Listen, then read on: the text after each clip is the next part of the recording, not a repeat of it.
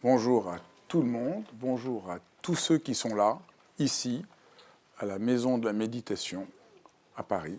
Et merci à tous ceux qui sont en ligne pour parler d'un des thèmes de mon dernier livre, Empêcher que le monde ne se défasse, et aujourd'hui, retrouver le désir d'agir.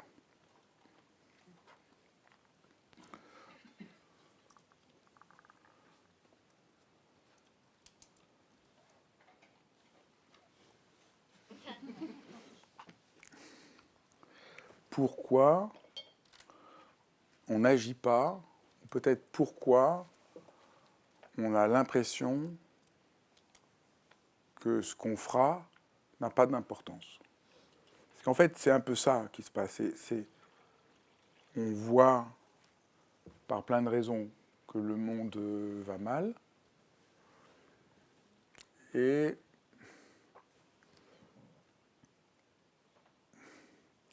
d'un côté, on ne sait pas quoi faire.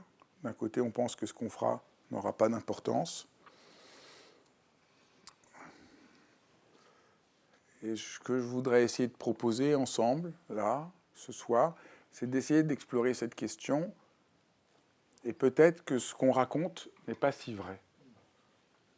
Au fond, j'ai écrit mon livre parce que je crois que ce qu'on raconte n'est pas si vrai. Ce qu'on raconte, ce serait par exemple qu'on est trop indifférent, qu'on ne s'engage pas assez. Donc je pourrais faire ici un discours, il faut s'engager. Puis après, on peut choisir pour quelle cause. Et je crois qu'il y a quelque chose qui est à côté, qui est profondément manqué. Alors je tâtonne, hein, mais disons, je crois qu'un des premiers points, c'est que notre âme est sabotée. Le premier constat que je ferais, c'est que nous vivons dans une situation où notre âme est sabotée. Il y a un sabotage de notre âme. Le mot âme, ici, faut pas se... Des fois, quand je dis le mot âme, les gens se crispent, mais l'âme, c'est le principe de vie. Hein. Je ne parle pas dans un sens religieux, mais voilà, dans toutes les cultures, l'âme, c'est la vie. Donc notre vie, il y a une forme de sabotage. Et ce sabotage prend des formes mais extrêmement sournoises et inapparentes. C'est pour ça que je parle d'un sabotage de notre âme. C'est-à-dire, on sabote notre âme pour nous rendre impuissants. Et la manière de faire, c'est de créer un horizon de sens dans lequel il faudrait être... je sais pas, c'est très difficile à dire, hein. Il faudrait être efficace, il faudrait être productif, il faudrait... donc, si nous avons un manque de désir d'agir, ça voudrait dire qu'il y a une faute en nous. Il y a quelque chose qui... Nous sommes coupables de ne pas en faire assez. Notre âme est sabotée parce qu'on nous fait croire que nous sommes coupables de ne pas en faire assez. Et c'est un poison. Pourquoi c'est un poison? Parce que certains d'entre vous vont dire, mais oui, mais quand même, c'est vrai. Les gens sont assez passifs devant un grand nombre de violences, de catastrophes sociales, politiques, écologiques. Mais pourquoi c'est une catastrophe? Parce que ça n'a jamais fait avancer personne. C'est une pure culpabilisation. Ça inhibe les gens, ça terrorise les gens. Vous êtes tous coupables, vous n'en faites pas assez, le monde va mal, et vous êtes là, assis, c'est honteux. Vous voyez, c'est ça un peu le discours, c'est la meilleure manière de saboter l'âme des gens. Parce que d'un coup, vous vous sentez mal, vous vous sentez... il y a un truc, vous perdez confiance, vous perdez le désir, vous perdez la force. Et au fond, c'est un peu ça qu'on nous raconte du matin jusqu'au soir. Nous sommes intoxiqués par ce discours. C'est un discours extrêmement sournois. Il ne s'agit pas de s'arrêter là, il faut vraiment le repérer. C'est un discours extrêmement sournois. Vous êtes tous là, paresseux, au lieu de faire des choses. Faire des choses, ça veut dire... Et là, on rentre tout à fait faire des choses, ça rentre dans un modèle. Il n'y a qu'un modèle d'action qui est un peu le modèle de la productivité.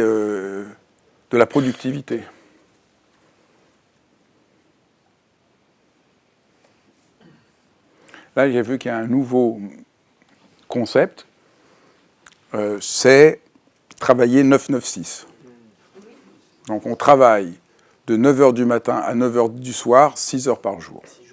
6 jours sur 7, voilà. 9h du matin, 9h du soir, 6 jours sur 7. Pour être, voilà, c'est le nouveau motto, slogan dans les startups américaines et qui commencent à venir aussi en France. Faut être... Moi, je suis pas contre qu'on travaille beaucoup, hein. Moi, je dois bien travailler plus que 9, 9, 6, 7.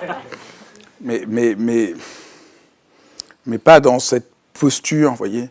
Donc, nous sommes en faute de ne jamais en faire assez. C'est très, très important de réussir à comprendre.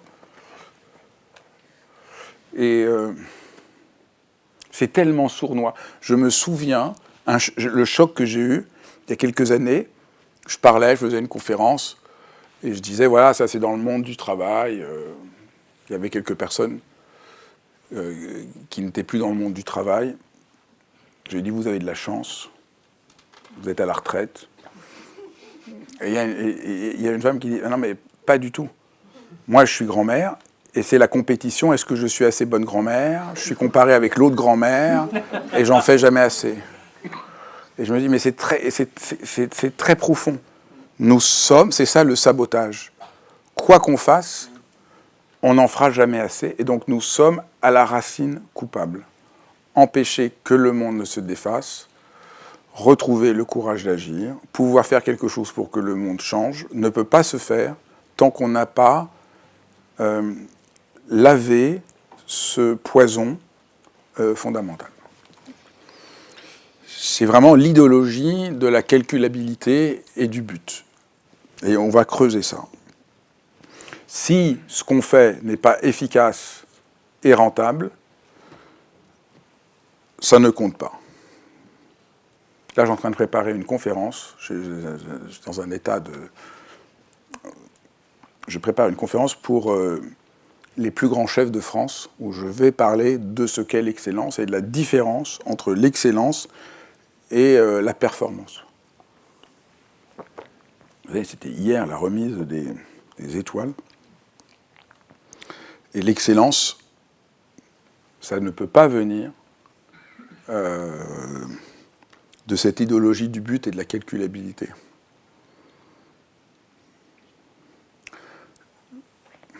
Je peux d'autant plus en parler. J'ai un de mes amis qui a eu une étoile. Donc je suis dans un état... un de mes amis jurassiens qui a eu une étoile. Il ne s'y attendait pas du tout.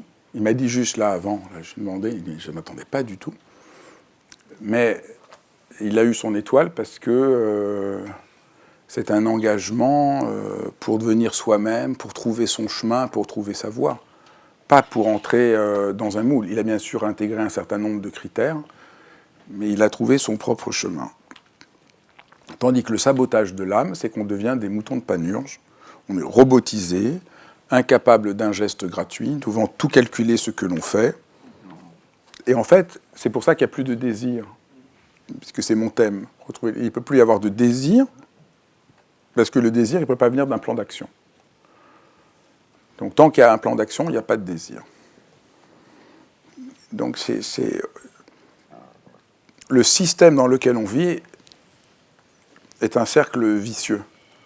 Vous en faites pas assez, vous êtes coupable, et le modèle d'action, ça serait d'en faire plus. Et puis, nous ne voyons même pas le phénomène. Je le dis depuis très longtemps, pour ceux qui m'écoutent, là, je me répète, mais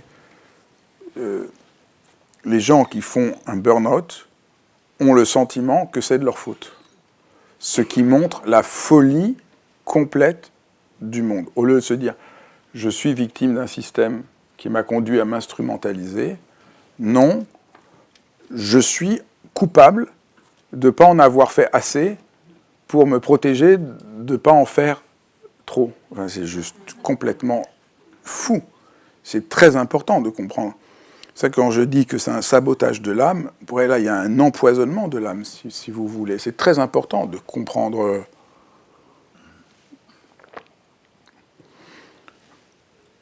De comprendre le problème politique et non psychologique de la situation.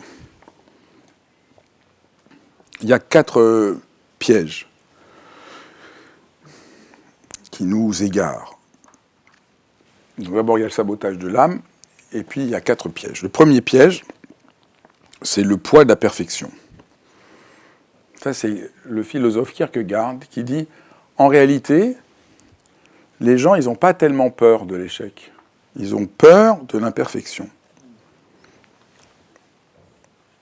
Ils ont peur de l'imperfection parce que agir, dit-il, c'est accepter de décevoir l'idéal que l'on se faisait de soi-même. Ce qui est très bien. Mais Kierkegaard, les philosophes, quand même, là, quand même...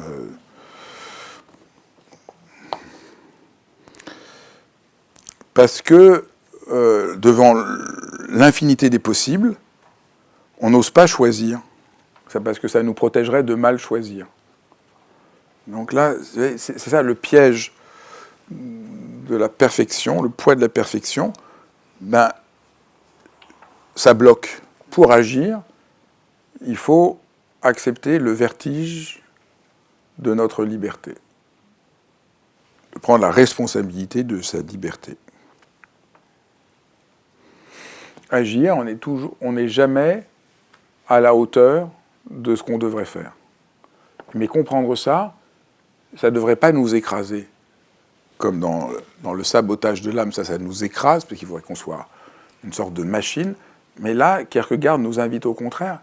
Non, ce que je fais n'est jamais à la hauteur, donc je peux me détendre et accepter l'abîme de ma liberté. Non pas que ce soit un encouragement à la paresse, hein, mais c'est un encouragement au vrai effort, au vrai travail, au vrai engagement, qui vient d'un vrai désir. Et au fond, c'est ça. Le seul engagement possible pour sauver notre monde ne peut venir que d'un vrai désir. Et alors, il sera juste.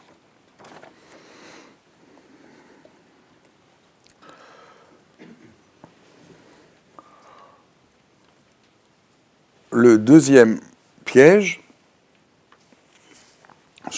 j'en parle dans ma newsletter qui annonçait la soirée d'aujourd'hui, peut-être certains d'entre vous l'ont lu, c'est le piège du spectateur.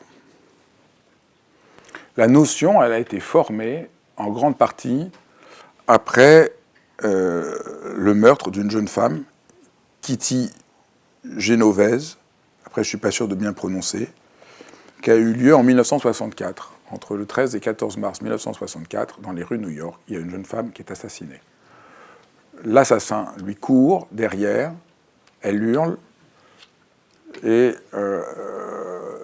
il bouge, il s'en va. Enfin, il y a un interstice, et elle se réfugie dans la cour d'immeuble, il la rattrape, et là, il la poignarde, et la police va arriver, et elle meurt quelques secondes plus tard. Et le New York Times va publier un article disant qu'il y a 38 témoins qui ont vu l'assassinat de cette femme et que personne n'a agi et que les gens ont été dans une complète passivité.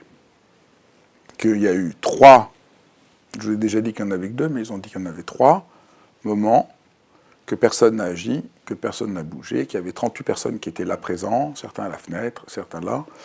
Et donc ça a énormément marqué les gens. Qu'est-ce que ça veut dire qu'on soit comme spectateur? Après, c'est très intéressant, parce qu'une enquête a été faite, et tout ce qu'a dit le New York Times était faux. D'abord, il n'y avait pas 38 personnes, il n'y en avait que 6. Deuxièmement, il n'y avait pas eu 3 attaques, il n'y a eu que 2 attaques. Troisièmement, c'est pas vrai que personne n'agit. Il y a des gens qui ont crié, il y en a qui ont appelé la police. Donc, c'est pas qu'aujourd'hui, les réseaux sociaux, déjà la presse à l'époque, dans les années 60, aime bien inventer que les gens sont plus passifs qu'ils ne le sont. Et là, c'est vraiment... déjà, c'est très intriguant. Comment on fabrique, comment on est empoisonné, comment la presse empoisonne. C'est très important de comprendre le poison de la presse. Parce que là, aujourd'hui, on voudrait faire croire que les réseaux sociaux, c'est mal et que la presse, c'est bien. Mais enfin, la presse, c'est vraiment affreux. Enfin, tout est affreux, mais enfin, là, c'est affreux.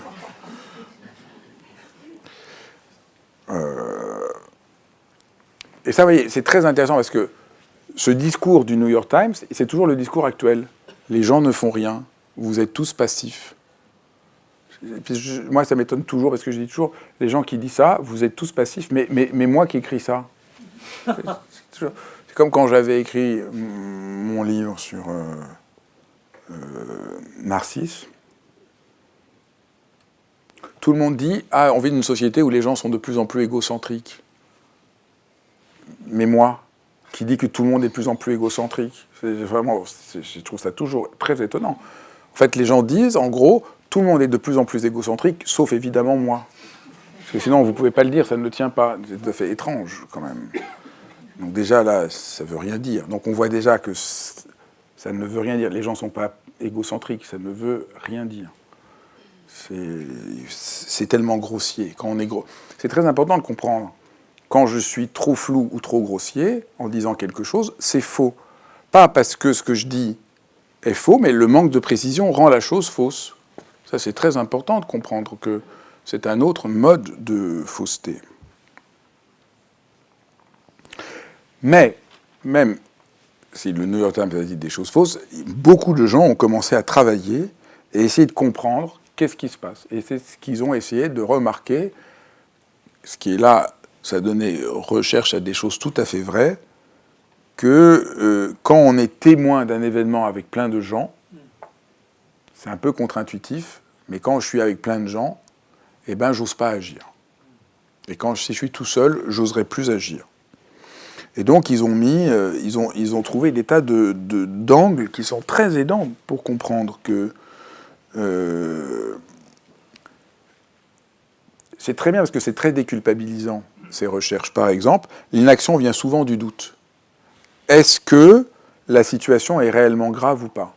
Un des témoins n'entendait pas et n'a pas vu la gravité de la situation. Il n'a pas reconnu, il a vu qu'ils étaient côte à côte, il n'a pas compris ce qui se passait.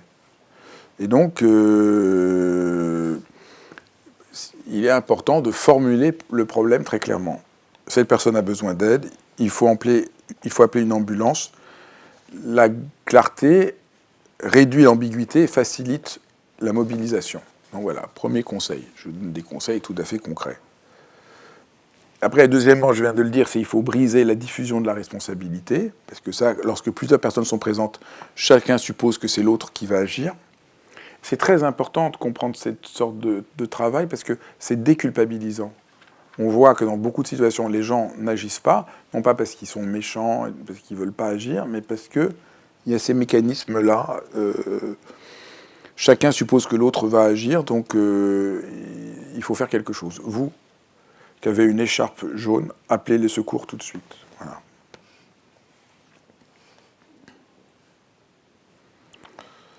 Après, il faut donner un signal d'engagement. Si une personne agit, elle peut déclencher un effet d'entraînement.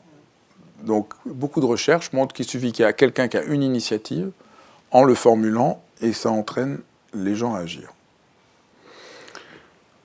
Donc, l'inaction, vous voyez, elle n'est pas morale. Elle est d'une sorte de mécanisme de psychologie sociale. Et ça, c'est très, très important, parce que c'est très déculpabilisant. Les témoins ne sont pas indifférents.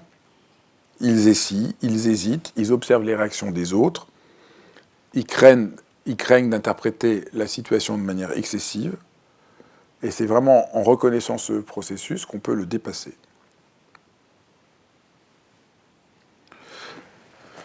Se préparer, c'est-à-dire se développer une norme personnelle d'intervention. Par exemple, voilà, si quelqu'un est en danger, j'agis, ça nous aide dans cette situation à savoir quoi faire. C'est-à-dire qu'il faut réfléchir à l'avance à ses responsabilités.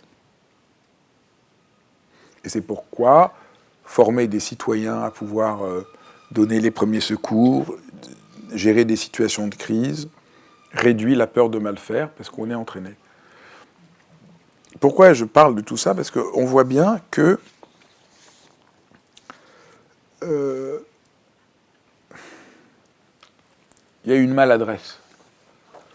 Nous perdons le désir d'agir par une forme de maladresse. Et se pencher sur cette maladresse est très important. Troisième piège, la confusion entre agir et réussir. Ça, c'est très fou, mais c'est comme ça que ça se passe. Dans notre monde, agir, c'est obtenir un résultat spectaculaire, visible, reconnu. Si l'action ne produit pas un effet mesurable, reconnu, on a l'impression qu'il ne sert à rien. Mais cette vision est complètement fausse. Dans la tradition philosophique occidentale, depuis Aristote, l'action ne se définit pas par son résultat, mais par son engagement, par l'engagement qu'elle manifeste. Agir, c'est pas réussir telle chose, c'est répondre à une situation. C'est prendre part. C'est ne pas rester indifférent. Donc ça, c'est très très important. Ça a l'air de rien, mais les définitions philosophiques sont fondamentales, parce que c'est ça qui nous emprisonne. Nous n'agissons pas souvent, nous nous sentons impuissants, parce que nous avons l'idée qu'agir, c'est réussir. Non, agir, c'est rentrer dans l'action. C'est répondre à.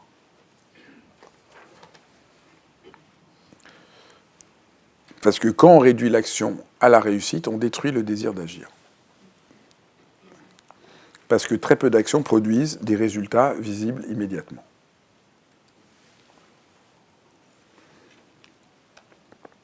Mais ça ne veut pas dire qu'elles ne comptent pas. Et ça, c'est tellement abyssal, radical, déconcertant. Et là, c'est vraiment un mur. Parce que, je prends l'exemple le plus connu. Je vais prendre l'exemple le plus connu que tout le monde connaît.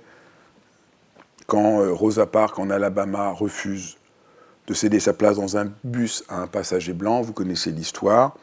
Il y a la loi, à l'époque, ségrégationniste, donc elle doit se lever, et elle refuse. Et à partir de là, il va y avoir...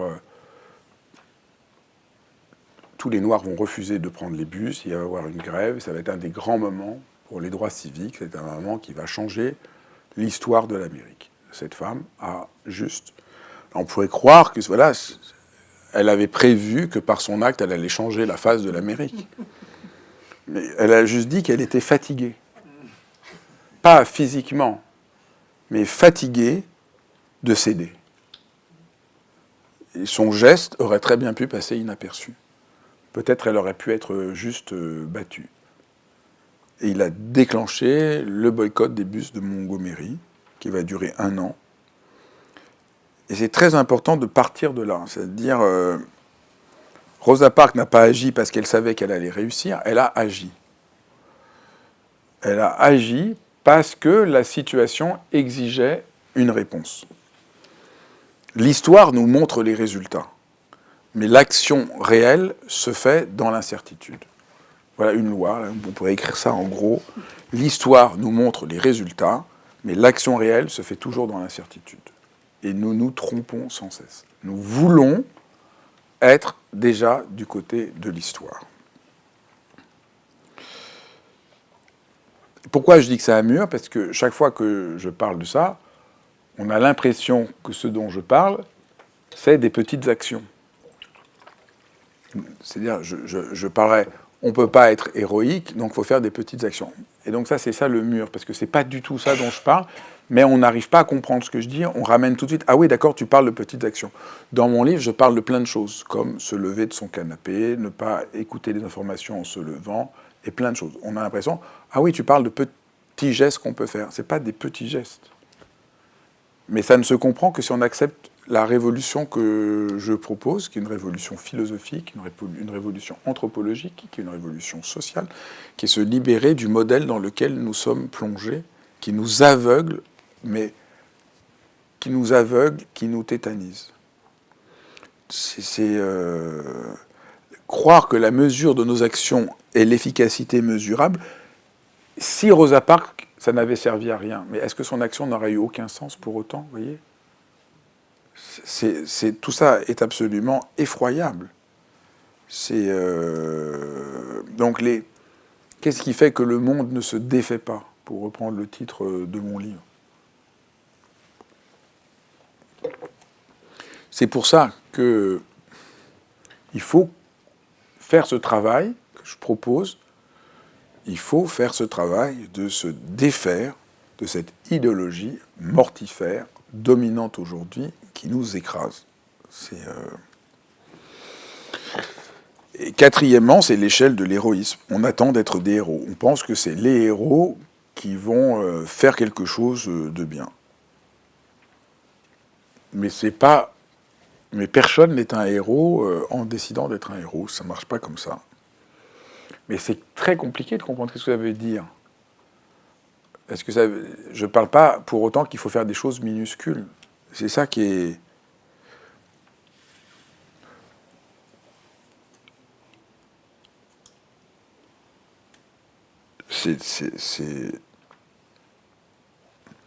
Dans la newsletter, je parlais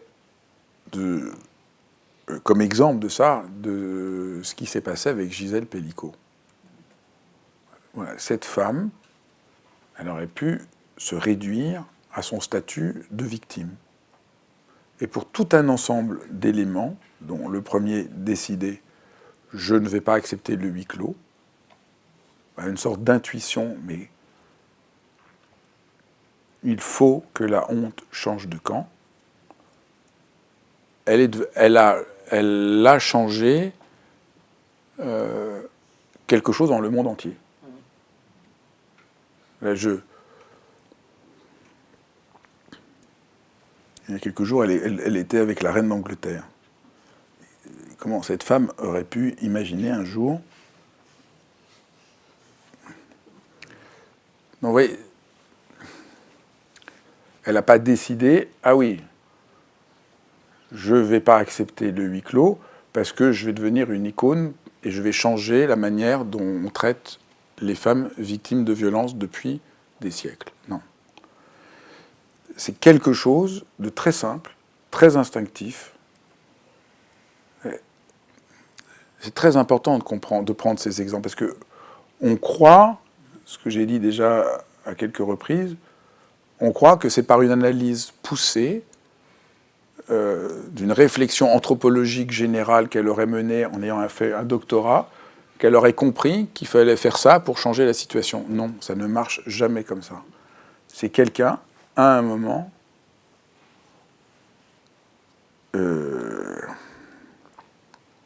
c'est un geste qui n'est pas héroïque, c'est un geste qui n'est pas spectaculaire. Et c'est un geste qui a changé quelque chose d'extrêmement fondamental.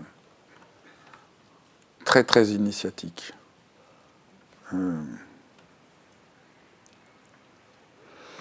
Et pour ceux qui sont membres de l'école et qui m'ont écouté dimanche matin, je disais,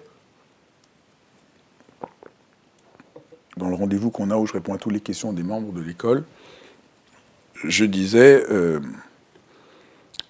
dans les entretiens qu'elle donne en ce moment, dans un entretien qu'elle donnait il n'y a pas longtemps, elle disait que une des premières réactions qu'on lui a faites, c'est pourquoi elle venait habillée de manière si élégante. Que c'était, au fond, louche. Parce que quand vous êtes victime, vous devez apparaître comme une victime. Et ça m'a énormément frappé. Énormément frappé. Parce qu'au fond, c'est vrai. Moi, je n'avais pas fait attention. C'est vrai qu'il y a chez Gisèle Pellicot une sorte de dignité qui arrête. Et en fait, quand on est un être humain, on sait que essayer de maintenir une certaine tenue, c'est ça qui fait tenir. et que ça a dû lui coûter beaucoup, mais que c'était une manière de faire que la honte change de camp. Ça, c'est très important. C'est c'est ça, l'action et le désir d'agir. C'est répondre à la situation. Je ne vais pas me laisser, sans doute elle a dû se dire ça, je ne vais pas me laisser réduire à ce à quoi on a voulu que je sois. Donc je maintiens quelque chose de ma propre dignité. Pour nous, dans le réseau, dans l'école de méditation, c'est un rôle central puisque nous ne cessons, dans la pratique de la méditation, d'explorer comment maintenir notre dignité en comprenant que ce n'est pas quelque chose d'accessoire, mais c'est une manière d'avoir le courage et de tenir, et que c'est ça qui donne le désir d'agir.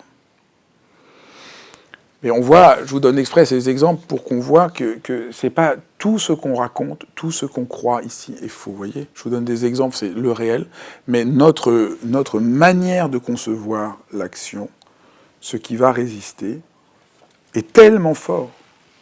On est tellement convaincu. Non, mais face au réchauffement climatique, qu'est-ce que tu fais? On veut mesurer, et on croit que c'est par là que quelque chose va avoir lieu. Mais on ne sait jamais par où notre action va avoir un impact et un effet. C'est pas vrai. Personne ne peut savoir à l'avance. C'est une phrase d'une grande sagesse. Fais ce que tu peux, advienne que pourra. C'est une phrase très profonde de l'action.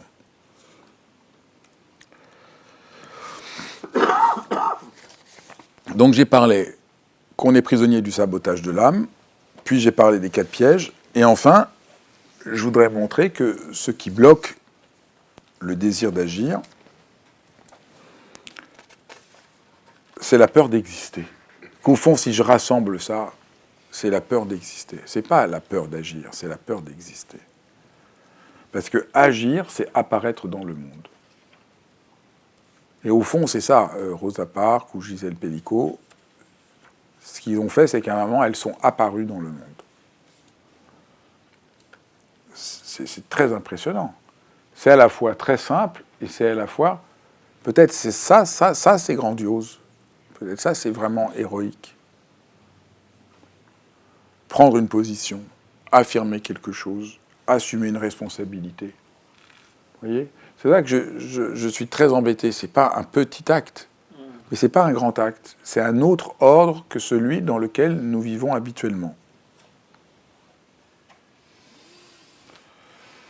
Et c'est ça, lorsque les gens disent « je peux plus » ou « j'ai plus envie d'agir » ou « je sais plus quoi faire », on pense qu'il s'agit juste d'un manque de volonté. Ou comme j'ai dit, encore pire, un manque de courage, une faute morale. Mais là aussi, les philosophes, depuis l'Antiquité, savent que c'est pas vrai, que c'est l'action naît d'un élan du désir, orexis, comme le dit Aristote. Nous agissons parce que quelque chose nous met en mouvement, et c'est le monde qui nous met en mouvement. Et lorsque cet élan disparaît, c'est pas seulement qu'on est fatigué, découragé, c'est que notre rapport au monde disparaît, s'altère. Et au fond, c'est ça le découragement. Notre monde est enfermé dans le découragement parce que notre société fabrique du découragement. Et c'est ça, le monde devient trop abstrait. Ce qui fait qu'on n'agit pas, c'est que le monde devient trop abstrait. Enfin, quand vous allumez la radio ou la télévision, le monde est abstrait. Ce qu'on montre, c'est abstrait. C'est tout à fait abstrait. C'est sans rapport à notre existence. La seule manière d'agir, c'est d'agir à partir de notre propre existence. Je ne vois pas comment on peut faire autrement.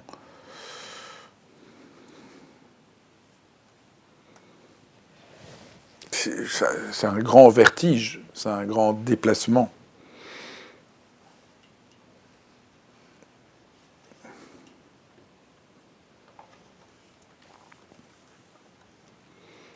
Quand on fait ce renversement, l'impuissance, ce n'est pas un manque de volonté, c'est qu'on est coupé du monde, qu'on n'a plus de lien avec le monde, qu'on est coupé de son élan.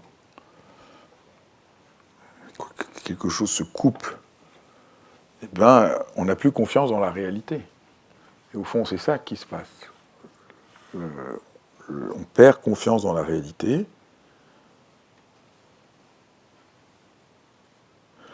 Et donc le chemin, c'est de comprendre que la réalité, c'est un espace dans lequel nos actes comptent. Au fond, c'est peut-être ça ce que je voudrais dire ce soir. C'est la réalité, c'est un espace dans lequel nos actes comptent. Tous nos actes comptent. La détermination de quel serait le grand acte et le petit acte, qu'est-ce qui serait utile et qu'est-ce qui ne serait pas utile, est une idée extraordinairement frelatée. Là, on devrait peut-être se tourner de nouveau vers les grandes spiritualités qui ont montré que chaque geste pouvait être une occasion d'accomplir son humanité.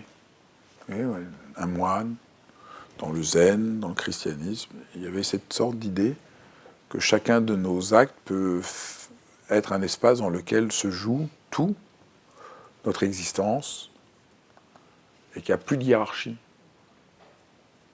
Peut-être on devrait se dire, ils n'étaient pas si loin, si à côté de la plaque. Peut-être là, il y a quelque chose à entendre. Parce que là, dans notre monde, nos gestes ne comptent pas, nos paroles ne comptent pas, aucune décision que nous prenons compte. C'est abyssal de souffrance. C'est une souffrance abyssale. Et la seule chose qu'on donne aux gens par rapport à ça, le discours habituel, le seul discours les seules personnes qui parlent de ce dont je parle, c'est pour donner un nouveau mode d'emploi pour être efficace, pour lutter contre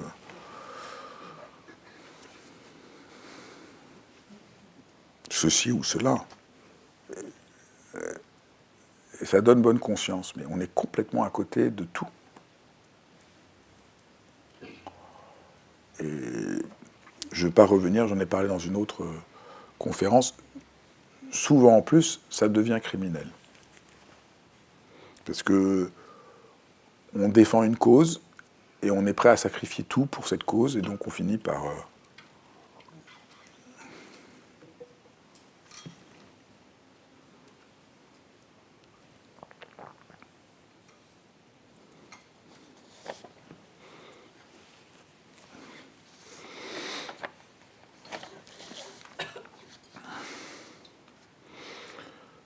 Donc vous voyez, retrouver le désir d'agir, c'est se libérer absolument de cette idée qu'il faudrait être plus performant. Mais c'est retrouver quelque chose de plus simple et de beaucoup plus puissant, le sentiment que notre présence dans le monde compte. Que agir, c'est pas contrôler le monde, mais c'est répondre au monde. Et quand ce rapport vivant au monde se réveille, tout de suite l'énergie revient, tout de suite la clarté revient, tout de suite on sent le courage revient. Mais le désir, alors, n'est plus une obligation morale, c'est l'expression de la joie d'exister. Joie est peut-être un peu fort, mais c'est quand même l'expression, en tout cas, du fait qu'on est vraiment vivant. Qu'on respecte la vie en nous. Je crois que c'est ça, Rosa Luxembourg. C'est respecter la vie en nous comme une sorte de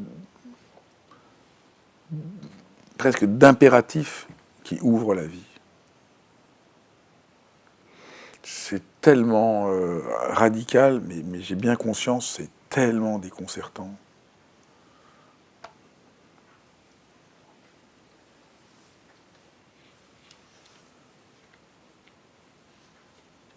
En fait, on agit bien qu'au nom d'une certaine vision de l'être humain.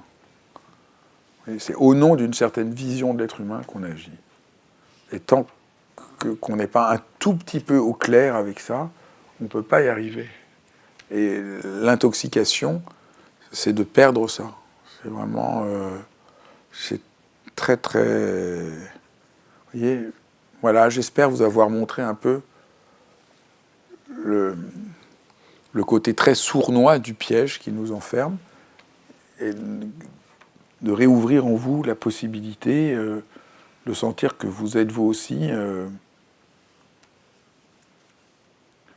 les Gisèle Pellicot et les Rosa Parks qui peuvent changer le monde. Que c'est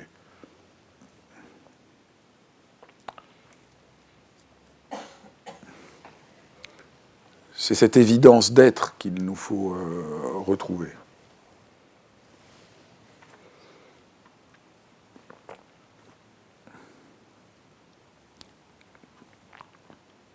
Voilà, on va prendre un moment si vous avez des questions. Voilà. J'espère que ça donnera envie à tout le monde qui sommes ici et qui m'écoutez de lire le livre. Et je suis à votre écoute.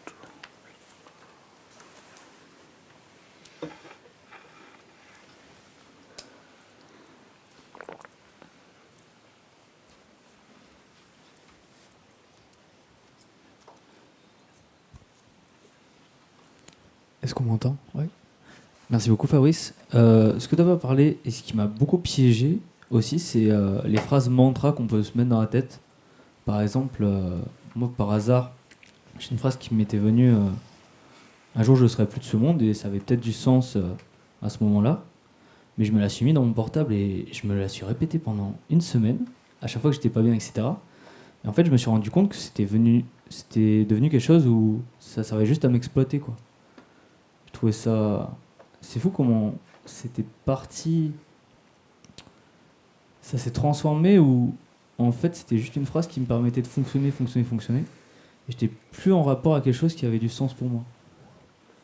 C'est très impressionnant de remarquer comment tout, même les phrases de la plus haute sagesse, deviennent des occasions de s'exploiter. Parce que nous respirons une atmosphère qui nous pousse à nous exploiter. C'est ça que j'ai essayé de montrer, que ce n'est pas une faute personnelle, morale, psychologique. Voilà, pour ceux qui m'écoutent peut-être pour la première fois, je pense que la psychologie et le moralisme nous empoisonnent. C'est un peu gros comme ça, sans explication, mais je pense que ça nous empoisonne grandement et qu'il faut essayer d'être un peu plus précis.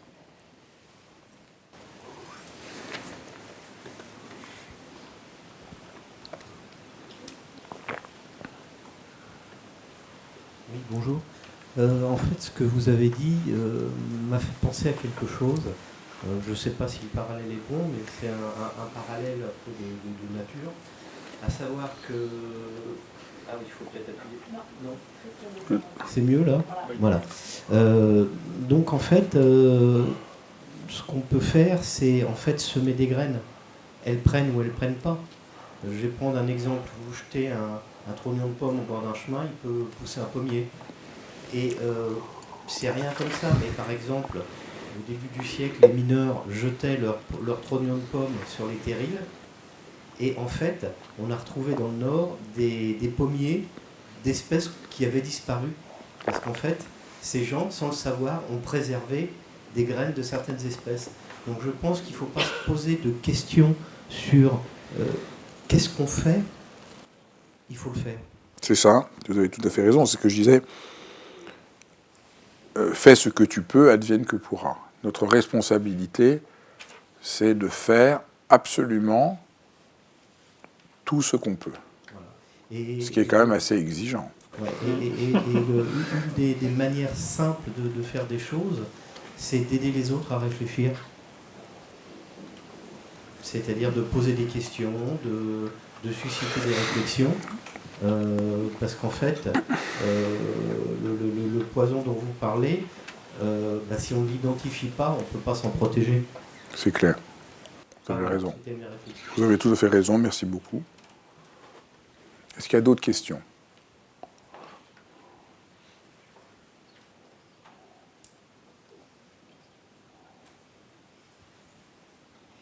Bonjour Fabrice et merci. Moi, ça résonne énormément ce que tu décris. Je peux voir chez moi des moments où je me suis posé la question, mais quelque chose que j'avais envie de faire, mais finalement, ça n'aura pas l'impact que je veux, et du coup, j'ai pas fait. Donc ça résonne beaucoup. Et j'avais envie de te poser la question autour de l'imperfection versus l'échec, parce que j'ai cru comprendre que ce que Kierkegaard disait, et toi, c'est que finalement, on a peut-être plus peur d'être imparfait que d'échouer. Et j'ai du mal à sentir un peu la différence entre les deux. Parce que je me dis, est-ce que l'imperfection, justement, c'est pas une forme d'échec? Enfin, Oui, je comprends. Mais disons, la racine du problème de l'échec, d'accord, j'échoue, c'est humiliant. Mais en fait, pourquoi j'ai peur d'échouer, ce qui est à la racine de ça, c'est que j'ai envie d'être à la hauteur de l'idéal que je me suis fabriqué. Je n'accepte pas de rentrer dans le réel. Et le réel est abyssal. Ça me renvoie à ma liberté. Ce que je fais...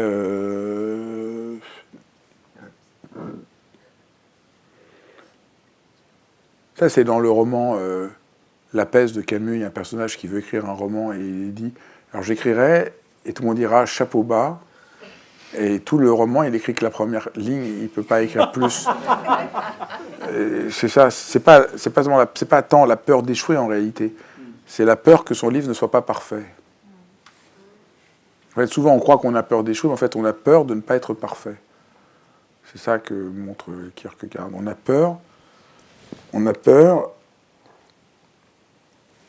d'être humain. En fait, nous passons notre vie à regretter d'être des êtres humains.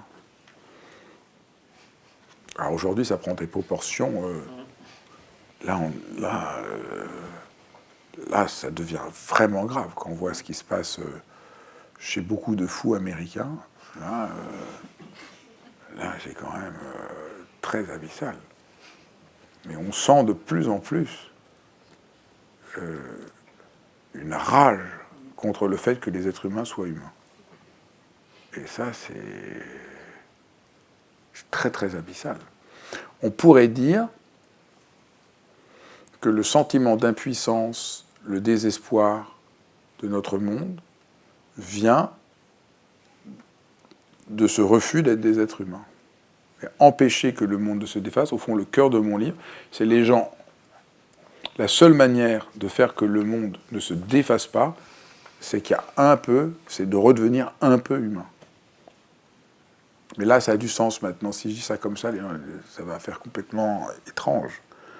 Mais c'est très important de comprendre que c'est ça qui est en train de se jouer à un niveau très très profond. Les gens préfèrent leur idéologie, leur concept, à la réalité d'un être humain. C'est quelque chose de... Et là, Camus est un peu la figure tutélaire de mon livre, parce que vraiment... c'est un peu un des seuls à ne pas tomber dans le piège d'avoir raison.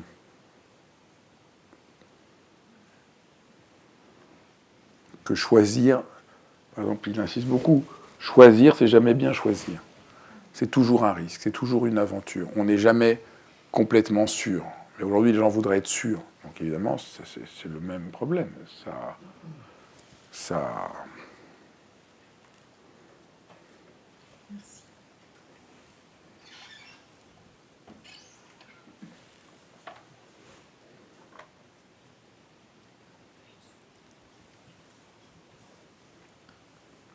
Il y a Rachel qui dit « Est-ce que le discours de culpabilisation dans le monde du management ne se trouve pas aussi dans une forme de discours religieux ?» Aujourd'hui, le discours religieux n'a pas beaucoup de poids. Ce qui a du poids, c'est le discours managérial généralisé. Le discours de ce que j'appelle le capitalisme psychique. En tout cas, en Occident, les religions En plus, je pense qu'elles sont passées à autre chose. Il y a quelques questions.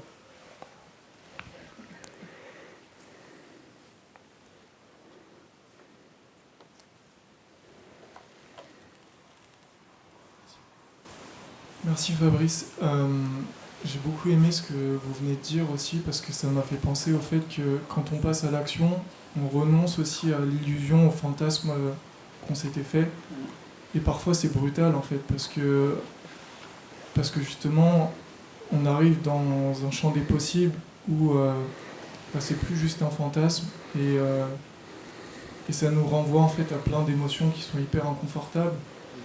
Et soit après on peut choisir du coup d'ajuster un peu son cap et d'avoir de la nuance, soit justement ça peut détruire aussi cette force, ce désir d'agir, je trouve. Et enfin voilà, je trouve ça. Non? Pourquoi? Parce que il y a des gens du coup quand ils vont aller justement dans la possibilité de ok je le fais, mais c'est ce que vous disiez tout à l'heure. C'est toujours échoué. Tout ce qu'on fait est toujours raté. Mais donc, une fois qu'on comprend ça, il n'y a aucune raison d'être déçu. Ouais. On est déçu quand on refuse que c'est toujours échoué. Mais c'est ça qui rend les gens fous. Moi, j'écris une 50aine de livres. Chaque fois que j'ai l'idée d'un livre, il est génial. Chaque fois qu'il paraît, je suis horriblement déçu. Ça n'est que ça. Je n'ai pu faire que ça. Et c'est vrai, c'est absolument décevant. Mais du coup, on en fait un autre.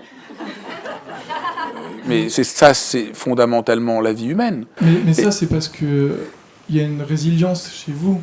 Non, c'est pas une question de résilience. C'est pas du tout une question de résilience. C'est une question de ne pas lutter contre le fait que je sois un être humain. Si je voudrais pas accepter que chaque livre que je fais est forcément très en dessous de ce qu'il devrait être, je ne peux rien faire. Vous avez raison, votre question est formidable. Je ne peux plus rien faire. Et je ne peux plus rien faire parce que je vis dans un rêve, que je ne serai pas un être humain. Un être humain, c'est comme ça. Nous n'aurons jamais réussi à faire assez ce qu'on a à faire. Mais là, je donne l'exemple d'un livre, mais c'est comme dans une relation. On n'a jamais réussi assez à dire à la personne avec qui on vit qu'on l'aime. Jamais. On lui dit, ça suffit jamais. On n'a jamais réussi à le dire assez. Mais c'est pas parce qu'on va dire 50 fois que ça va être mieux. On doit assumer, je ne serai jamais à la hauteur de ce que je voudrais faire pour te dire que je t'aime. Et là, la relation, elle est heureuse. Mais sinon, c'est comme les gens qui disent, voilà, votre question est vraie, c'est comme les gens qui disent, moi, je ne dirai jamais je t'aime, parce que je n'en suis pas absolument sûr et certain, donc je ne te le dis pas. Oui, il y a plein de gens comme ça, c'est la torture morale constante. Alors, mais là, je ne suis pas entièrement sûr, donc bon, je suis content, on vit ensemble depuis longtemps, mais je ne peux pas te dire que je t'aime. Oui, c'est juste le délire, la souffrance faite à l'autre, au nom de quoi? D'un idéal. Donc, je crois qu'il ne faut pas être résilient, il faut juste accepter d'être un être humain. Et un être humain, il y a un côté, il est raté. Mais c'est pas grave. Mais raté, ça veut dire qu'on a sans arrêt la possibilité de commencer. Donc c'est merveilleux aussi. C'est raté, donc je peux recommencer. De toute manière, heureusement, imaginez, j'écris un livre, j'ai une représentation, je le fais, il est absolument à la hauteur. Je m'emmerderai le reste de ma vie. Donc, en même temps, c'est formidable que ce soit raté, parce qu'il faut que je recommence. Oui, c'est comme les conférences, là, les enseignements que je fais ici sur mon livre. Quand je rentre, je me dis, non, c'est pas tout à fait ça, tu pourrais faire mieux, j'ai pas assez dit ce qu'il fallait. Et c'est très motivant, vous voyez, c'est pas décourageant, c'est motivant. C'est vraiment... Donc il faut vraiment changer complètement de vision. C'est ce changement-là que je vous invite à faire. Mais vraiment, j'aime beaucoup, beaucoup ce que vous avez dit, et j'aime beaucoup quand vous avez dit « vous êtes résilient », parce que c'est vraiment le piège. C'est pas du tout une question de résilience. C'est vraiment pas du tout une question de résilience. Parce que c'est pas « ah, je suis nul, mais quand même je suis résilient, je passe au-dessus ». Non, on rentre dans un autre ordre, qui est cet ordre que j'ai essayé de décrire. Mais je comprends votre question parce que ce que je dis est absolument abyssal. Mais quand on le comprend, on est absolument heureux et libre. En fait, je vous donne le secret pour être heureux et libre. J'ai un peu prétentieux en fin de soirée, mais j'assume. C'est vraiment, une fois qu'on est libéré de cette terreur qu'il faudrait être parfait, qu'il faudrait être efficace, qu'il faudrait que notre action soit réussie, et là, d'un seul coup... Mais on va plus loin, on s'engage beaucoup plus. C'est pas qu'on renonce. C'est ça qui me... Les gens croient que mon discours veut dire, bon, c'est pas la peine d'aller au bout du truc. Non, mais moi je suis le plus radical pour l'excellence. Moi je crois qu'il faut toujours être excellent, partout. C'est notre responsabilité d'être humain. Donc oui, c'est pas du tout, là c'est pas du tout à la mode, hein. Et moi, je crois dans la vertu de l'effort et dans la vertu de l'excellence. Mais pas comme une manière de se torturer, comme une manière de s'accomplir. Parce qu'on mérite tous de faire que le monde soit plus vivant. Merci beaucoup. Et il faut aller plus loin.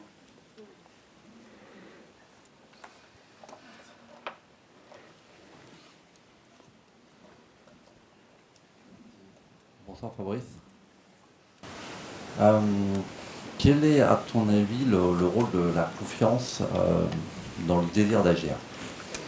Moi, je dirais, je sais que c'est un peu surprenant, mais j'ai bien envie de dire que c'est l'inverse.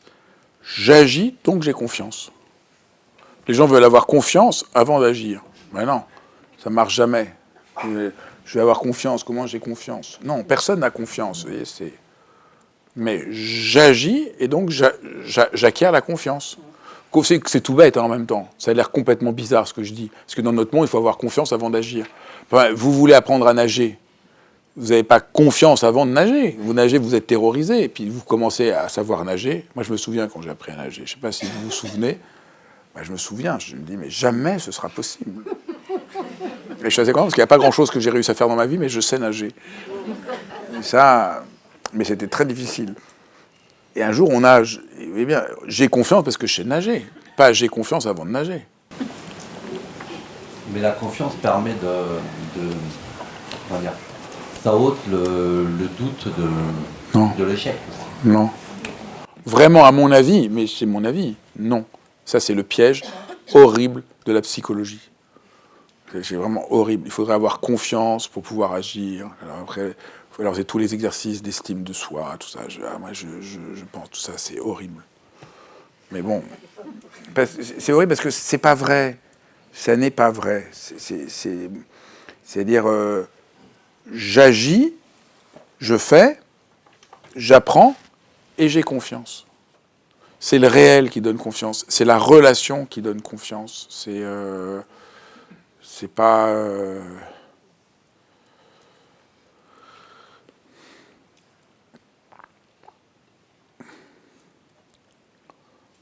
Comme dit mon ami Charles Pépin, dans son livre sur la confiance, on n'a jamais confiance en soi. Ça, c'est une erreur.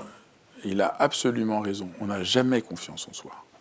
J'ai confiance dans la vie, j'ai confiance dans mon travail, j'ai confiance dans la situation. Cette idée qu'il faut avoir confiance en soi, moi, j'ai fini par l'employer des fois, comment avoir confiance en soi. Mais c'est en fait, bon, si je dis qu'il faut avoir confiance dans la vie et confiance dans quelque chose qui est toujours autre que soi, personne ne va me comprendre. Mais en fait, c'est ça. C'est pas qu'on a... C'est pas... On confond. Mais évidemment, au bout d'un moment, tu finis par avoir raison. À force de nager, j'ai confiance, donc je nage d'autant plus que j'ai confiance. Donc oui, à un moment, le fait que j'ai confiance, quand j'écris un livre, j'ai confiance que je sais comment faire, et donc même si j'y arrive pas, j'ai confiance que je vais y arriver. Mais c'est très important de comprendre que c'est parce que je le fais que... Parce qu'après, c'est un peu une pensée magique. On croit qu'il faudra avoir confiance, donc ça devient... Mais c'est un bon exemple. J'essaye d'écrire un livre. J'ai confiance que je vais y arriver. Mais en même temps, c'est pas vrai. Il y a toujours un moment où je me dis, je ne vais pas y arriver, j'ai réussi jusqu'à présent, là, c'est le désastre. Et c'est tout à fait fondamental. Tu vois un peu? Et c'est très très heureux. Mais comme on vit dans un monde déshumanisé et déshumanisant, et pas du tout à la hauteur de l'être humain, et complètement abstrait, quand on a le sentiment qu'on ne va pas y arriver, on a l'impression qu'on est nul. Ça, c'est complètement... là, vous voyez, un point complètement dingue de notre monde.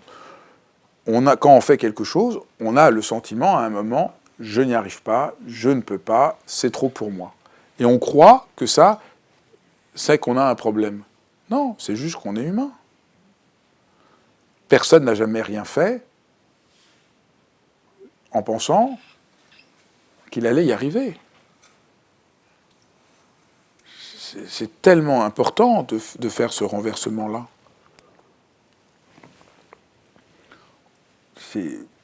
Peut-être c'est plus clair comme ça, non? Ouais, c'est clair. Se libérer de la... Si tu veux préciser, s'il y a quelque chose qui te gêne. Non, il n'y a rien qui me gêne, je pense qu'il y a une confiance qui se développe il y a une confiance qui se développe et au fur et à mesure qu'on agit, il y a une confiance qui se développe. Oui, bien sûr. Il y a une confiance qui se développe, mais au fond, elle est un cadeau. Il ne faut pas attendre qu'elle soit là pour faire les choses. Je n'ai pas besoin de faire d'exercice pour avoir confiance. J'ai besoin d'aimer ce que je fais. C'est en aimant ce que je fais que je vais avoir confiance. C'est en m'exerçant que je vais avoir confiance.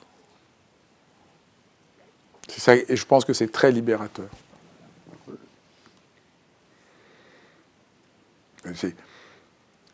Moi, si j'avais un enfant qui me dit « j'ai pas confiance de faire l'examen », je ne dirais pas « mais si, t'es quelqu'un de bien, il faut avoir confiance en toi ». J'essaierais de lui montrer comment faire l'exercice.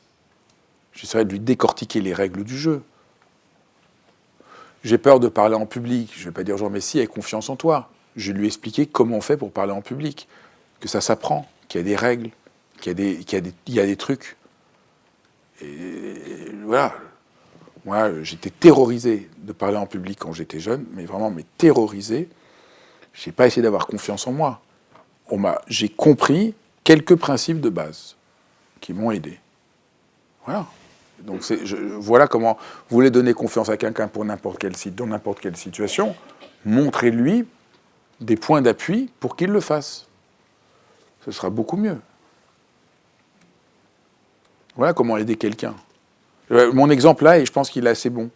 Vous avez peur de parler en public, c'est pas en essayant d'avoir confiance en vous que vous allez réussir à parler en public. C'est en vous donnant des règles de comment on fait pour parler en public. Comment on se prépare, comment on se tient, comment par exemple prendre appui sur le contact de ses pieds sur le sol quand on a l'impression qu'on va perdre pied, des trucs tout bêtes. Et là, d'un seul coup, on voit qu'on peut y arriver. Comment on se prépare. Et après, évidemment, la confiance vient. Mais si j'essaie de dire à quelqu'un, il faut que tu aies confiance pour réussir à parler en public, mais vous n'arriverez jamais. Tu avais une question ? Merci pour votre intervention. Je voulais te dire, en fait, on n'est pas tous égaux face à l'action. Ah non, il faudrait même dire, personne n'est semblable à un autre dans l'action. Ouais. Donc de dire, il faut juste agir pour avoir confiance, oui. Enfin, c'est un peu généraliste. Non, c'est pour tout le monde. Donne-moi un contre-exemple. Enfin, dans le sens, il y a des gens, ils vont avoir plus de facilité à agir, même si c'est nouveau pour eux, ils vont avoir facilité, alors d'autres personnes qui vont être complètement crispées en fonction de leurs expériences, de comment ils ont été éduqués. Et qu'est-ce qui est le plus et qu'est-ce qui est le mieux ? Le mieux... Qu'est-ce qui est le plus facile ? Par rapport à quoi ? Pour agir. D'être inhibé ou que ce soit facile ?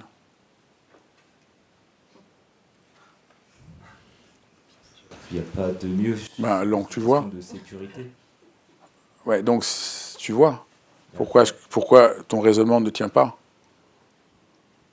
J'ai pas compris. Tu me dis, c'est pas tout à fait vrai que ce qui importe, c'est que on agisse, puisqu'il y en a qui sont plus ou moins, qui ont plus ou moins de facilité. Mais je dis, est-ce que celui qui a plus de facilité, c'est mieux ? c'est plus facile, ça change quelque chose. Non. Alors dans le fond, non, mais Bon, alors dans la forme, vraiment, au moment où il faut le faire, c'est là que ça va changer. Mais oui, mais donc ça marche pas, ça n'a aucune importance. Mais si, il faut que ce soit juste cohérent.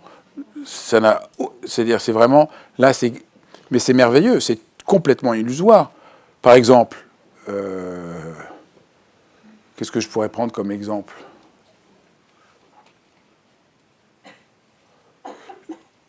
Aujourd'hui, j'ai enregistré un dialogue avec quelqu'un qui est devenu un des plus grands experts, je ne sais pas comment dire, sportif. C'est un sportif, sur Internet et tout, une sorte de vraiment une des figures les plus très connues aujourd'hui. Et il me racontait que jusqu'à 27 ans, il était nul, il ne pouvait rien faire. Aujourd'hui, c'est vraiment une figure tout à fait impressionnante. Le fait qu'il n'était pas doué fait qu'aujourd'hui, c'est un des meilleurs. C'est le cas dans plein de cas. C'est pas parce que celui qui agit bien, des fois, moi, par exemple, j'écris des livres, je suis très mauvais, j'étais très mauvais à l'école. Je me souviens, quand j'ai commencé à écrire un livre, on était 2 à écrire un livre, pour la même collection. L'autre, il était très fort, très doué. Moi, j'étais très, très, très mauvais. Je restais trouvé que c'était pas logique que j'écrive un livre, parce que j'étais très mauvais. Et au fond, ça n'empêche rien. Mais rien du tout. Donc, le fait qu'on soit pas doué, qu'on soit inhibé, qu'on n'y arrive pas, n'est absolument pas un frein. Mais toute l'histoire le montre. Les plus grands sportifs, les plus grands artistes, les plus grands hommes politiques, mais l'idée que ceux qui sont doués ont plus de chances que ceux qui ne sont pas doués, mais là, il faut se retirer ça de la tête, ça n'a strictement aucun sens. C'est pas une question d'être doué ou pas doué, c'est plus une question de... Après, vous l'avez plus ou moins expliqué tout à l'heure, c'est plus ou moins une question d'avoir est-ce qu'on a des appuis ou pas des appuis. Mais ça n'a rien à voir avec ce qu'on est doué. Les appuis, on peut les construire soi-même. Ouais, voilà. Donc finalement, il y a des personnes qui ont besoin de plus d'appui que d'autres. Eh bien, ils ont de la chance. Ouais. C'est ça qu'il faut comprendre. Plus j'ai besoin... C'est vraiment, je vous invite à regarder la vidéo que j'ai faite avec ce sportif. Il est vraiment... il s'appelle Brieux-le-Dantec. Drieux-le-Dantec, c'est ça ? Brieux-le-Dantec. Je ne sais pas s'il y en a qui le connaissent. Ah, levez la main ceux qui connaissent Brieux-le-Dantec. Les autres, vous allez le connaître bientôt. C'est vraiment fascinant. Vous verrez, c'est absolument fascinant. Il n'a pas bougé. En sport, à l'école, il était le dernier. Tout le monde se moquait de lui.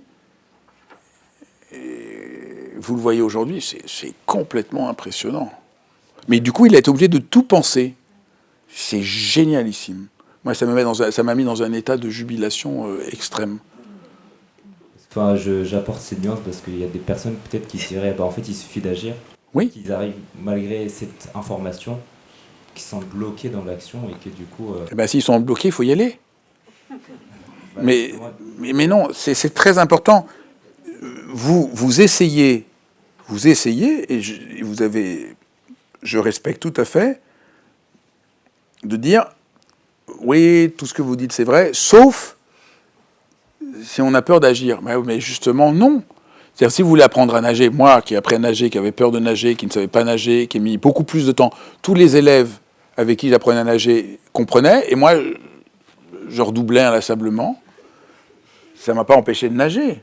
Donc, c'est très important de comprendre. Si on a vraiment fait le travail que j'ai dit, on laisse tomber l'objectif, on laisse tomber la performance, on comprend qu'agir, c'est ouvrir à partir du désir, qu'on cesse d'être dans les mesures, il faut laisser tomber les mesures. Et là, vous allez voir que ça n'a pas de sens. C'est-à-dire, vous gardez la structure, vous essayez de me dire que tout ce que je dis n'est pas vrai, parce que vous gardez la structure que j'ai essayé de défaire tout au long de ma soirée. Mais je maintiens, il faut défaire cette structure. Je n'agis pas parce que je vais réussir. Vous êtes en train de me dire, ça marche votre truc, ça marche pas votre truc, parce qu'il faudrait être sûr qu'on réussisse pour agir. En fait, ça revient à ça, ce que vous dites. Et moi, je maintiens, non.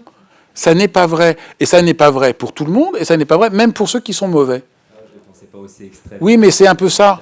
Mais je vous avais tout à fait raison. C'est-à-dire, je respecte beaucoup que vous dites ça, parce que vous avez raison, nous vivons dans ce monde-là. Vous avez raison de dire ça, vous avez raison.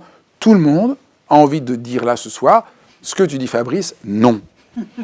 Non, parce que notre monde nous dit le contraire. Donc sinon, je ne serais pas là ce soir et j'écrirais pas ce livre.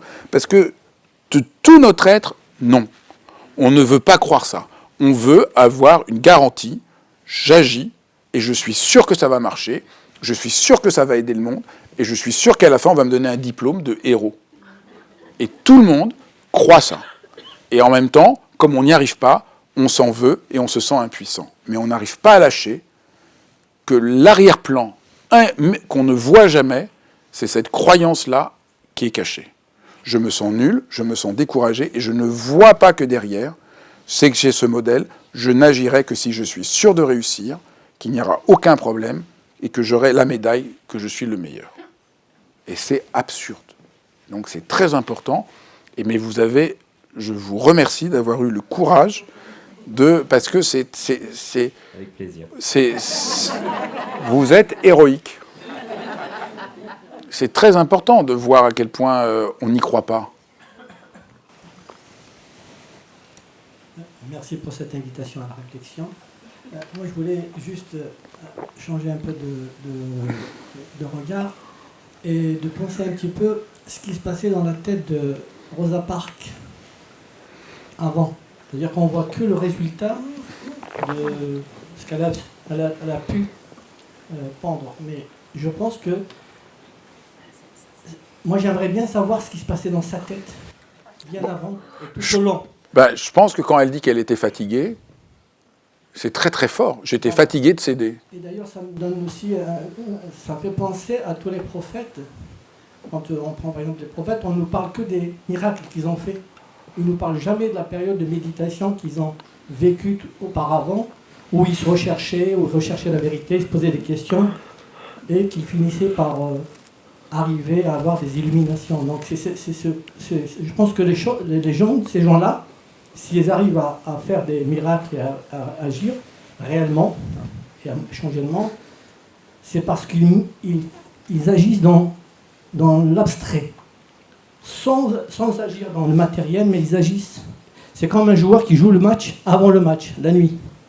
Donc il passe toute une période où il revoit les choses et il se lâche totalement et il ne décide même pas du moment où il va agir.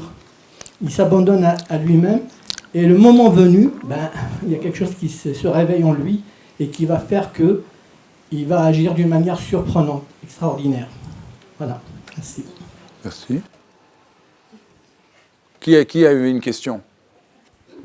Qui a encore une question? Voilà, vous. Voilà, très bien. Bonsoir, merci beaucoup Fabrice pour ton intervention. Alors, moi je voulais rebondir sur le témoignage qui disait... Ah pardon, je voulais rebondir par rapport au témoignage qui parlait de semer... en fait, je pensais au livre L'homme qui plantait les arbres. Je pense qu'on peut être... on peut tous être cet homme qui, alors pour ceux qui ne connaissent pas, donc de Jean Genet, donc c'est entre la Première et la Deuxième Guerre mondiale, donc il habitait dans les montagnes tout seul, avec son chien. Et tous les jours, en fait, il allait planter des graines, des glands. Et en fait, chaque jour, c'était, comment dire, il vivait le moment présent, mais c'était un bonheur pour lui de faire ça. Je pense que c'est son intuition, c'est aussi l'humilité, en fait, de cet homme qui m'a bouleversée. Donc en fait, je pense que il s'agit donc en fait, il agit en fait, c'est-à-dire en plantant, mais si tu peux être un peu court, parce que tout le monde ne connaît pas forcément le texte, on va peut-être pas raconter tout le texte de Giono. Ouais. Et du coup, en fait, il plante pendant des années, et à la fin, en fait. Donc il s'attendait pas forcément à ça, mais donc il y a une forêt qui a apparu, grâce à ça, et donc il a pu ensuite, c'était en Provence, et donc il a pu faire en sorte qu'il y a eu des habitants. Je suis désolé, mais est-ce que tu peux être un peu rapide? C'est quoi ta question? Ah oui, d'accord. Non, ce que je veux dire, c'est que non, c'était juste comment dire, moi ce que je ressentais par rapport à ce que tu disais, c'est qu'il s'agit juste de suivre son intuition et d'agir en fait en fonction, et d'être juste en fait, et de ne pas réfléchir, et de, oui, comme tu disais, de se couper voilà, de ce qu'on veut nous imposer en fait. Oui, je suis désolé, je t'ai coupé parce que je trouve qu'il ne faut pas raconter une aussi jolie histoire, vaut mieux que les gens la lisent, parce que sinon c'est un peu triste. Excuse-moi, mais oui, mais ce que tu veux montrer, c'est ce que j'ai appelé c'est le courage d'exister. Ce qui fait agir, c'est oser exister, oser apparaître dans le monde. Je crois que c'est ça. Donc il y avait 3 autres questions, mais là on va faire des vraies questions. Levez la main les 3 personnes. Je voulais revenir à ce que tu as dit tout à l'heure, où tu semblais dire que tout le monde part du même endroit, en fait. C'est-à-dire non, je n'ai pas dit que tout le monde part du même endroit, je dis que tout le peu monde importe. était dans la mesure de faire la même chose, en fait. J'ai juste dit ceux qui sont moins doués, Voilà, à première vue, ou plus doués, ou qui ont plus peur, ou qui ont moins peur. Mais tu ne crois pas que l'éducation aussi, ça compte quand même? On n'a pas tous le même jeu de cartes en main. Et il y en a qui partent d'endroits très différents. Et oui, mais est-ce que celui qui a moins d'éducation, c'est forcément une malchance? non, pas Voilà, forcément. c'est pour ça que c'est ça que je veux juste dire. Est-ce que celui qui a une bonne éducation, il est sûr qu'il va faire quelque chose de mieux que les autres? Donc, c'est-à-dire, je ne dis pas que l'éducation ne compte pas, j'essaie juste de montrer que le schéma selon lequel... Il y en a pour qui le chemin sera peut-être plus long. Plus long, mais peut-être plus profond. Beaucoup plus profond. Il y en a... Enfin, c'est une des choses qu'on trouve dans toutes les cultures. Celui pour qui la chose à faire est facile ne va pas loin.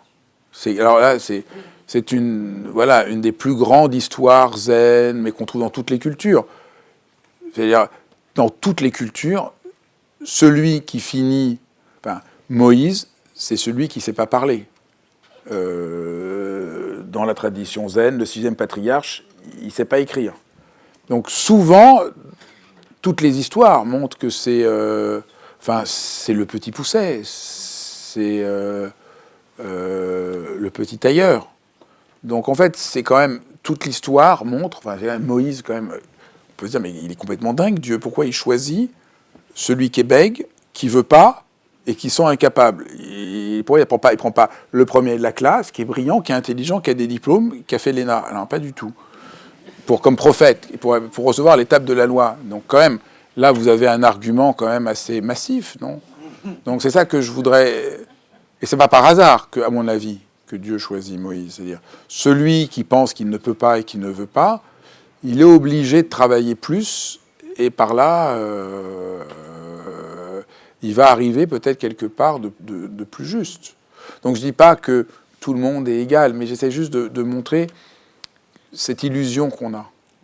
Donc c'est plutôt un moteur de ne pas avoir trop confiance. Oui, c'est plutôt un moteur. Ne pas être trop doué, ne pas avoir trop confiance, penser qu'on ne va pas y arriver, ça peut être un très très très beau moteur. Ceux qui sont très sûrs d'y arriver, qui sont très forts, c'est très difficile. C'est souvent un obstacle très très très majeur.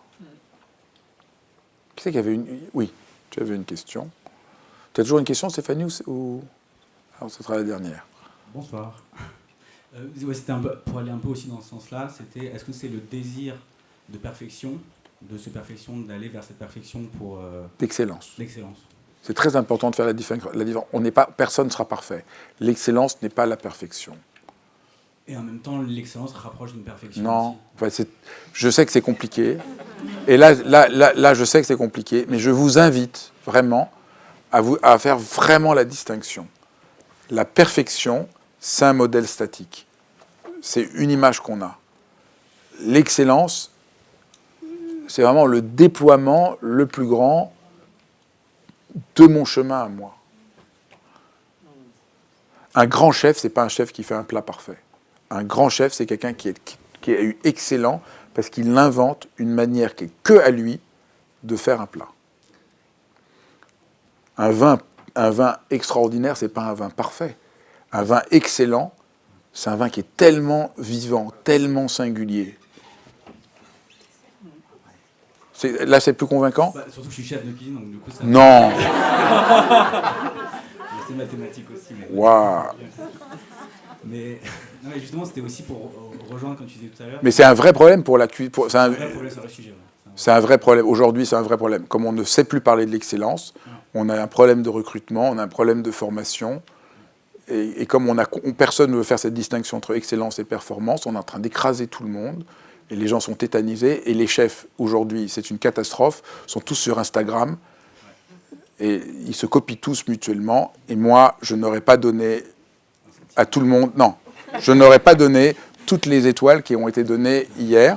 Enfin, c'est un autre sujet que je pourrais discuter. Mais je trouve qu'il y a trop de chefs Instagram. Et donc, c'est pas bien. C'est une sorte... ils copient une image de ce que devrait être le chef au lieu d'inventer leur propre chemin. Et j'espère qu'ils tous vont m'entendre et vont oser entrer dans l'excellence au lieu de vouloir correspondre à une certaine image qui vient de la peur. C'est sûr. Donc je peux donner des conseils si jamais tu veux. C'est un peu un des seuls sujets que je maîtrise. Non, c'est aussi moi, ce qu'on ressent aussi, beaucoup de chefs aussi ressentent ça aussi dans ce métier-là, et d'aller vers quelque chose de plus authentique et plus naturel et plus humain.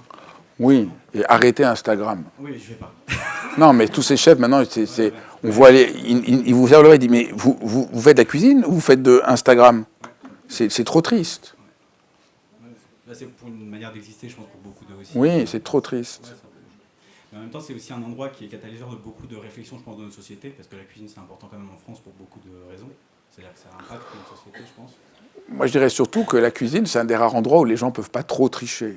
Parce que si les politiques, ils peuvent nous raconter qu'ils vont sauver la France. On voit bien, en général, ça mène au désastre. Mais quand un cuisinier dit c'est très bon et qu'on goûte et on dit mais non, c'est juste pas bon, là... Et c'est pourquoi j'aime les chefs, parce qu'il y a un truc, ils ne trichent pas. Dans un monde où tout le monde triche, il y a un truc, et ils savent le prix de l'effort et le prix du travail. Donc moi, j'ai une sorte d'amour, d'admiration, de respect et de vénération pour les chefs.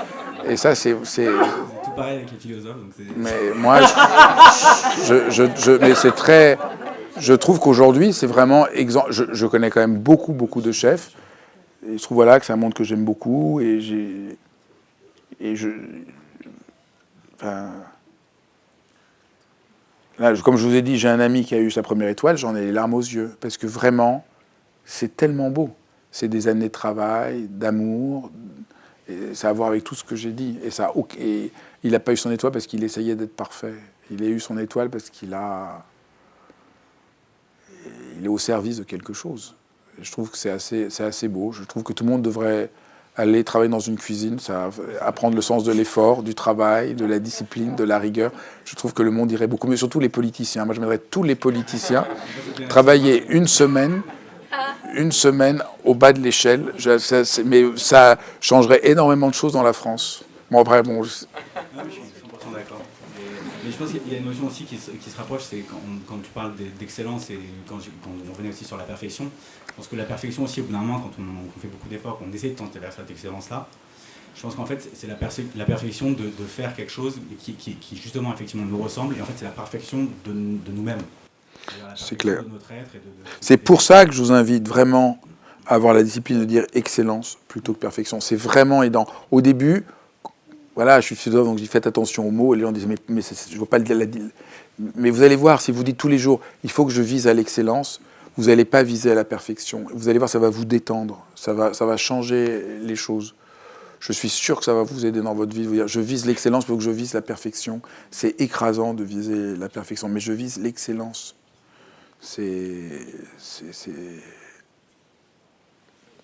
Bon ben voilà, je pense qu'on en a dit beaucoup. Merci infiniment. Merci d'être là. Merci de suivre cette conférence. Merci de votre engagement pour ce travail que j'essaye de mener. Et je vous dis à bientôt pour qu'on continue à explorer comment empêcher que le monde ne se défasse.